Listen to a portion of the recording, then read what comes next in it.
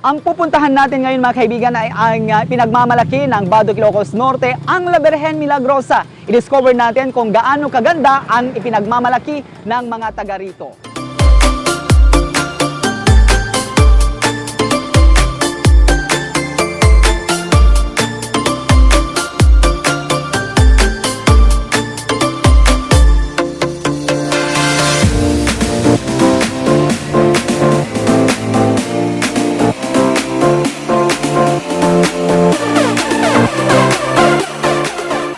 Mula dito sa pinakasentro ng bayan ng Badoc, pwede rin madaanan ang barangay Saud at barangay Pagsanhan before na ma-reach mo yung barangay Virgen Milagrosa Badoc, Ilocos Norte, na kung saan matatagpuan ang Virgen Milagrosa Beach Resort. Kaya yung mga iba dyan, kapag pumupunta na or bumibisita na sila sa Basilica Church ng Badoc, pwede silang pumunta or pwede silang dumaan sa mga barangay na ito.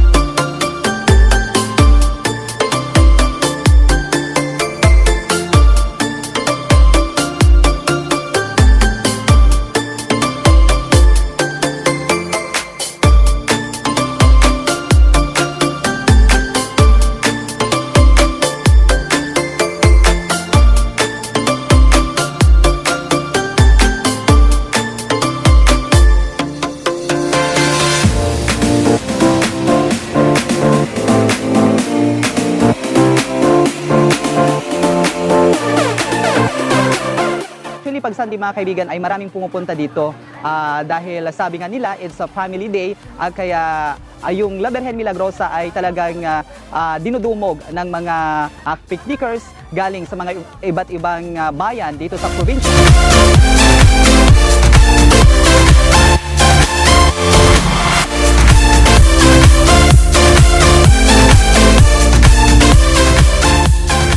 Yung likuran natin mga kaibigan ay makikita natin yung chapel at ito po yung pinupuntahan ng mga turista dito sa bayan ng Badoc, Ilocos Norte. Actually, nung naging basilika na po yung church ng Badoc ay nagdagsahan na po ang mga turista na nag-experience po upang sa ganun manalangin dito sa chapel ng Virgen Milagrosa.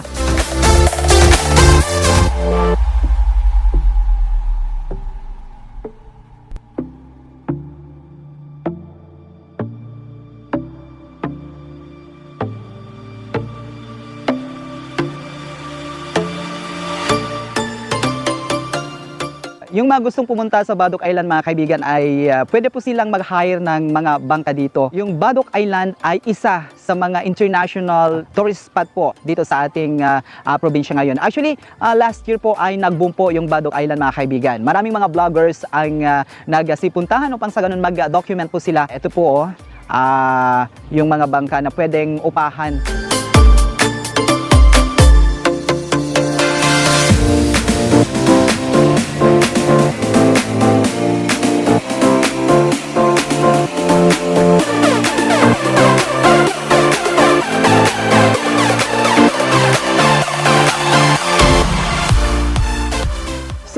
Makikita natin ngayon yung mga nagtitinda na po dito sa Virgen Milagrosa mga kaibigan.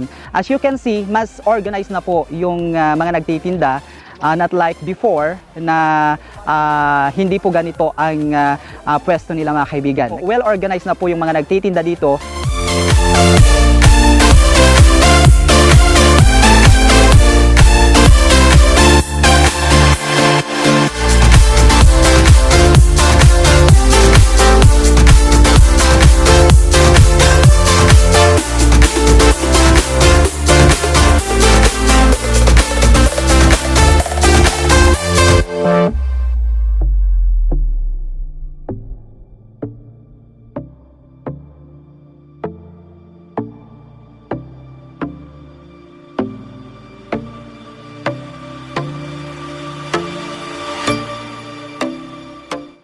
Sabi ka yung mga nakausap natin kanina, from, bakasyonista from ano po? Ayun, from California, ayan. Welcome to La Virgen Milagrosa, ayan. Yung mga bakasyonista po natin, ayan o. Subscribe po kayo sa aking channel. Yes. Ayun. Ayun mga kaibigan, maraming salamat.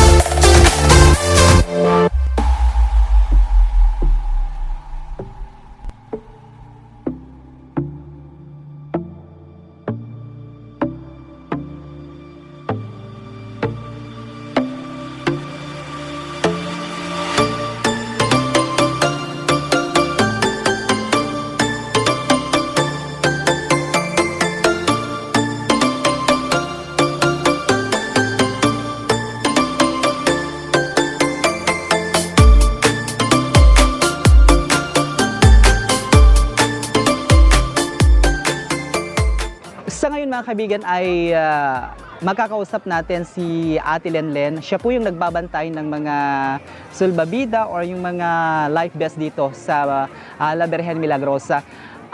Ate, magkano po yung upa? 50, sir. Oo. Yung saan? Saan yung 50? Lahat ng klase, sir. Oo. Yung malaki? Yung 50 rin. ay 50. So, how many hours or minutes po yung paggamit nila? Unlimited, sir. Unlimited. May mga lifeguard po dito. Meron, sir. Oo. Ayun. So, ayun mga kaibigan, yung mga gustong pumunta dito sa La Virgen Milagrosa, Badoc, Ilocos Norte, may lifeguard po sila dito at kung gusto nyo pong umupa, yung mga life vest o yung mga sulbabida po dito, 50 pesos lang po. So, very affordable po siya and unlimited po siya.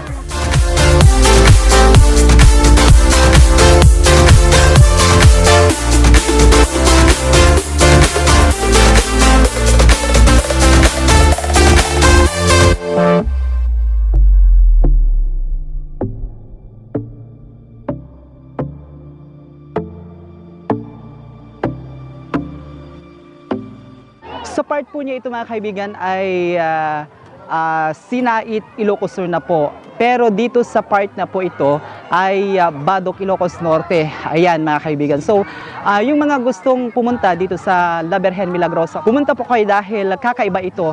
Dahil yung mga makikita dito mga kaibigan ay mga floating cottages.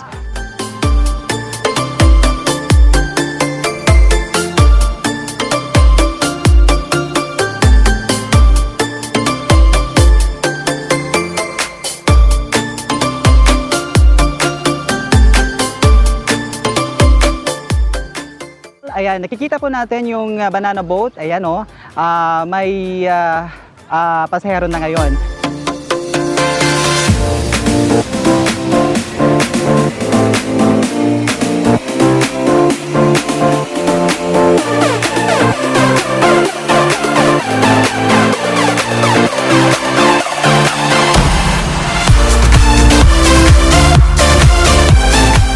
Noon dito sa La Virgen, mga kaibigan, ay wala pa yung mga nagtitinda ng mga pwedeng pang budget meal or yung mga pang lunch. Pero ngayon mga kaibigan ay meron na po. Ayan, kompleto na po yung mga tinda nila at hindi nyo na problema yung kakainin nyo pag pumupunta po kayo dito sa La Virgen. Ayan, as yung lunch namin ngayon, eto po 50 pesos po siya. So very affordable po siya mga kaibigan, kaya no worry na po ang pagpunta nyo dito.